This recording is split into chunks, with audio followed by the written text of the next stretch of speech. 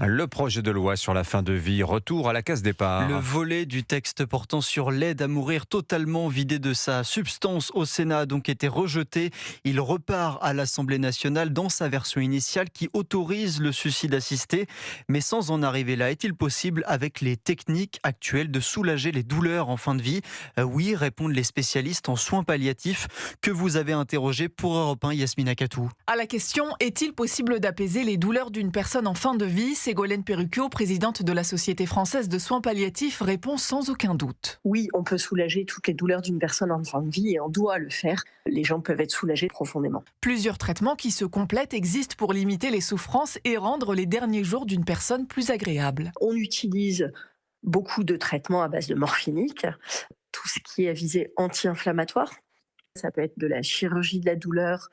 Et puis si les médicaments ne suffisent pas, moi je pose la question aux patients. Je sais que si j'augmente un petit peu ce traitement, vous risquez d'être un peu plus somnolent.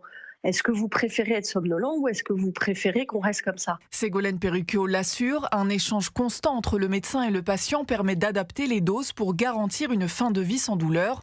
Si les traitements proposés ne suffisent pas, avec l'accord du patient, il est possible de recourir à la sédation profonde qui plonge la personne dans un sommeil profond pour faire disparaître les toutes dernières souffrances. Yasmina Katou.